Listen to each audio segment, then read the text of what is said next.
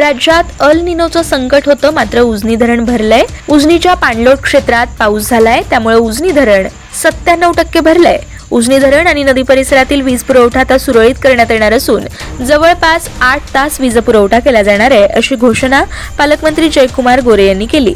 पालकमंत्री गोरे म्हणाले की सोलापूर ते मुंबई ही विमानसेवा येत्या 2 ऑगस्ट पासून सुरू होणार आहे।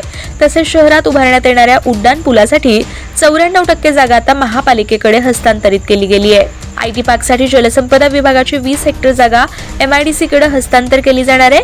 विशेष म्हणजे विना मोबदला ही जागा दिली जाणार आहे, त्यामुळे आयटी पार्कचा विषय मार्गी लागलाय। आषाढी वारीत आम्ही अनेक सुविधा आणि नाविन्यपूर्ण सुविधा दिल्या। स्वच्छतेला प्रचंड महत्त्व देत आपण ही स्वच्छता राखली आहे, त्यामुळे वारीत रोगराई पसरणार नाही याची काळजी घेतली। कोणतीही साथ दिसली नाही। वारीत 32 लाख वारकरी पंढरपूरमध्ये आले होते। प्रशासनाचं कौतुक आहे की वारीची रांग 21 किलोमीटर होती।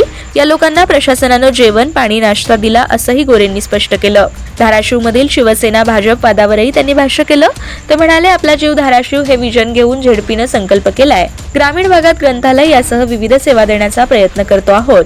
कामाच्या उणिवा शोधाव्यात, राजकीय उणिवा शोधू नका। कार्यक्रमाला शिवसेना आणि इतर पक्षाचे नेतेही उपस्थित होते।